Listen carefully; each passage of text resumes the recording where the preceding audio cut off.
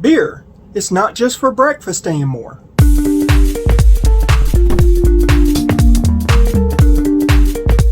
So now it's tasting time for our pumpkin beer.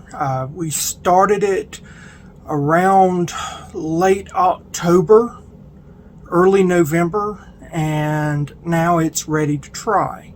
We've had some hiccups along the way, but hopefully this will be something that will be pleasurable. So we got this right here. You can see some sediment here. This is my tester. This is not one that I'm actually going to give to anybody to try. This is just for me to taste. But first thing I'm going to do is pop. Got that fizz. Got my handy dandy glass.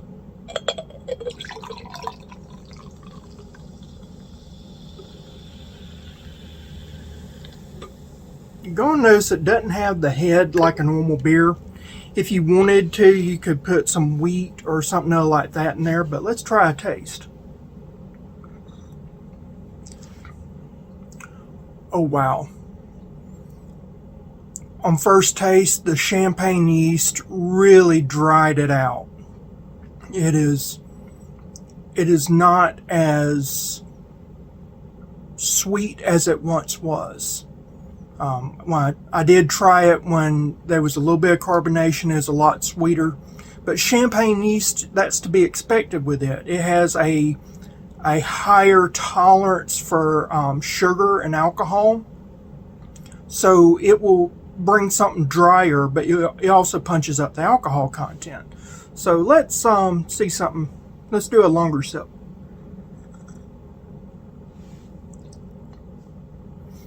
All right. It's good to do this. It's good to have a short sip and then a longer sip where you can really get the short sip. And it really isn't just a short sip. It's just taking the first drink. It acclimates your tongue and it gets it ready so that you can experience the other flavors. So on this, I'm tasting the spices, I'm tasting bread, and I'm tasting the hops. I'm going for another sip.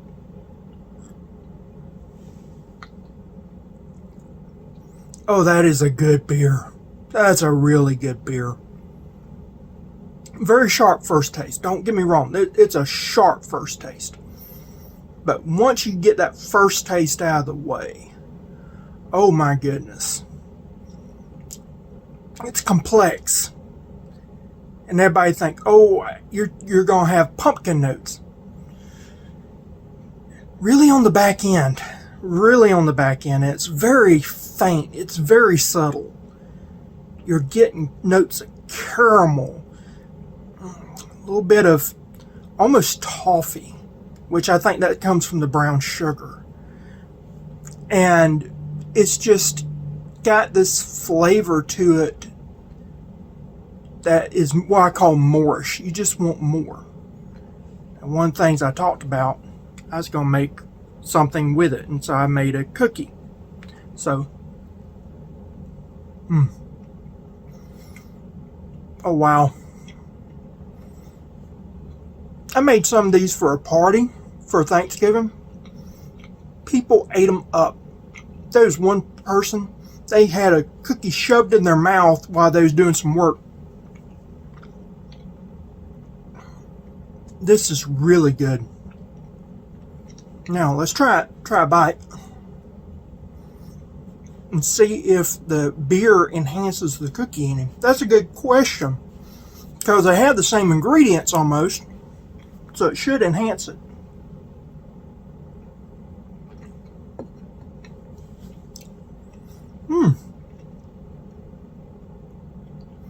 It dulls down the sweetness a little bit, which is to be expected. But it punches up some notes that you wouldn't normally get just out of the cookie itself. And at the end, you got that bread taste again. That's really unusual. Somebody's like, you eating cookies and beer? Yes, I'm eating cookies and beer. but it's got a really good flavor. I don't know if I want to eat cookies and beer together often, but because they're made out of the same stuff, I thought, let's give it a try. That's really good. Going for another cookie bite. Take a sip of beer.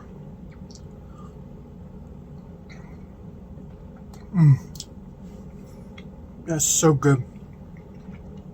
So good. I hope you've enjoyed this. I really do. Beer almost died away. And everybody's like, you talk about culture, conflict, commerce, and conservation. Why are you doing alcohol? Because it's a part of our culture. Written history is only about 5,000 years old. That's, and beer, it started out a long, long time ago. The Egyptians formed beer. And the belief, the common consensus is that it was just so onerous making bread, it was easier to make it in liquid form to feed the slaves and the workers. So they gave people beer. And beer has always been the working man's drink. It's something that when you go outside and you're toiling away or whatever, your body really craves beer. And so it's normally a low alcoholic beverage. Now this right here, I put champagne yeast in it, so this will kick you in the butt a little bit. But still not that alcoholic. It's hard to tell that there's some alcohol in there. And that's a good reason, or there's a good reason for that. There's unfermentable sugars. So it has a sweet taste still, but yet it's not fermented out, so it's not all alcohol, which is good to know. So beer is always going to be naturally lower in alcohol content. Now, as I was saying, the Egyptians, they started beer, and then it continued out. Well, then Europe started falling apart, and they almost stopped making beer altogether. It was almost lost to history. You got to think about it. Beer was the drink of choice for kings and everything. I mean, Henry VIII, when he woke up in the morning, he had warm beer, mainly because the water was dangerous to drink. So you needed the alcohol to kind of make it where it was, clean. And so the Puritans, they almost rioted and went back to England because they ran out of beer. It is our heritage. So you think Puritans, you think ultra-conservative Christians, right? Beer was something they drank all the time. And so, Moses, he probably drank beer because, he was basically Egyptian. So he probably drank beer. Obviously, Aaron and the rest of them did because they were workers. So then once America started forming and becoming its own country, Europe started falling apart. And beer almost went away totally. And if it wasn't for America, beer around the world would no longer exist. It was America that revived beer. We started making beers that were good because the European stuff was turning into garbage. And now some of the best beers in the world are still made in America. Now, I have a lot of issues with beer. And the main one I have an issue with is that the primary flavoring agent is actually totally wrong for beer, but was critically needed. Because back in the day when Great Britain was actually great and big and powerful and You had Imperial Kings, it wasn't a heel state like it is now. It's a heel state. It's just a small remnant of what it used to be. But back when it was an empire, they needed hops. And hops is the worst thing you can use. But they used hops because it was the best thing at the time. And that's because their beer was going bad because of the low alcohol content that beer inherently has. And they were going in some very hot, moist environments that breeds all kind of nasty germs and diseases. And so they needed something to preserve the beer. That's where you get IPAs from. The India Pale Ale. It was just basically it was a massive amount of hops and some beer added in. I don't like hops. It's bitter. There's so many things wrong with it. And one of the things that's wrong with it, you cannot put hops or hops product in light with a clear jug or green jug or a blue jug. That's the reason why your better beer bottles are brown. As little as 10 minutes in the light starts to degrade the chemicals that are inherent in hops.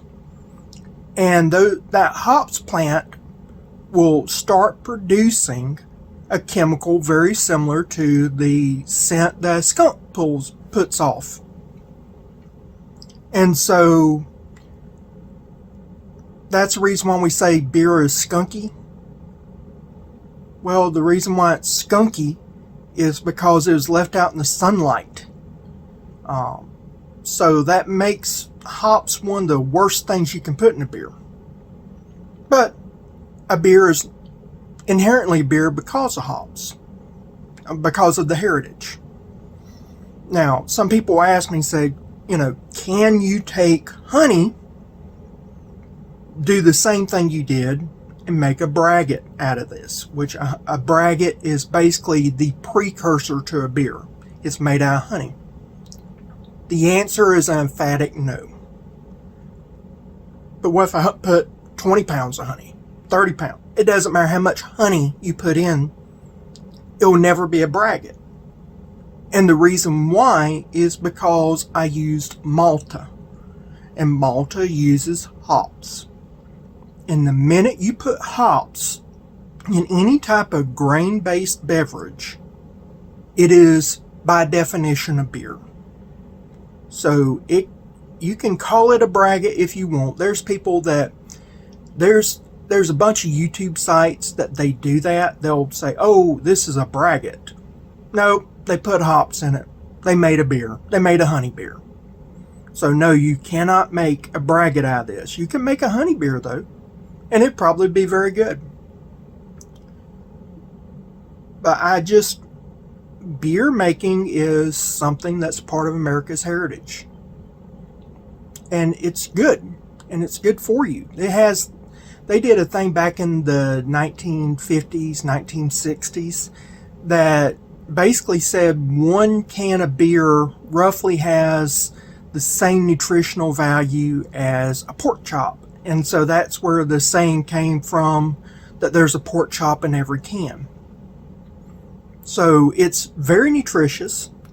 It's got a lot of calories. That's the reason why you get guys with beer gut. So you have to watch yourself. But it has a place in our life. And if you use my technique, you can start making a number of beverages. Not just beer, not just wine, not just meats, a number of beverages. And that's probably what I'll be doing in the future, is showing you some things that is part of our heritage. And I'll show you how to use that technique and adapt it to a number of ways. Because that's how humans develop. We try something, we like it, we do it. And so this is just a very easy way for somebody to get started off in beer making. I don't use a gravity meter. I may get me a refractometer later, But the gravity meter thing that people see, you drop it in a tube and it measures, you know, how much sugars. That gives false readings all the time. And yes, a refractometer is going to do basically the same thing. It's going to give false readings. Without scientific testing, I mean actual, go take it to a lab, you really are not going to know for sure. You can kind of calculate it out and get a rough estimate. And so a lot of people say, oh, this is science. No, it's something that you're doing that's an educated guess, but it is not science. It's more scientific looking, but it is not science. A lot of this is an art. And that's the reason why I don't worry about my alcohol levels. I don't worry about my sugar levels. I've done this enough. I know about how much sugar to put in, and I know the alcohol content I'm going to get out of something. The yeast, there's so many variables. Heat, cold, yeast, sugar, heat, your size of your vessel. You can actually do a thing called a bochet, and if you don't add other honey to the caramelized honey, it's almost unfermentable because the heat changed the sugars. And so there's all different types of variables. And what I'm trying to do is make it where instead of being ultra scientific, that I give you something that you can actually use, that you can say, look, I can make this, I can do this. And you're going to see my errors and learn from my mistakes. I mean, and I'll say stuff sometimes that may not be accurate. Like, for instance, I think in this video I said one time that the yeast was dead. It's not dead. It's hard to kill yeast. It's really hard to kill yeast. Unless you get it up to over 120 something degrees, you're not going to kill yeast. What's going to happen is the yeast goes dormant. So this right here has live yeast in it. I could put some water and sugar and start re-fermenting this again. So there's a bunch of variables. And so I'll say something like the yeast is dead just to simplify things. I don't want to confuse people. So it's not dead. I know it's not dead. If you're a person that is into brewing, you know it's not dead. But for somebody just starting out, it's easier to say it's dead than it's inactive. That's reached its threshold and it's went dormant. Because people don't understand that as easily as just saying it's dead. But I hope you enjoyed. Please like, subscribe, and hit that bell if you haven't already so that you can continue to receive content notifications about me. I try to do at least a video a week. I've got a wine video right now that I'm about to put out once I go through the next stage. And I've got some other videos that address issues of culture and commerce and conservation and conflict. So I think it's going to be enough varied content that you'll like something. I want you to find things that are interesting to you with this. So thank you for watching. I'll see you next time. Goodbye.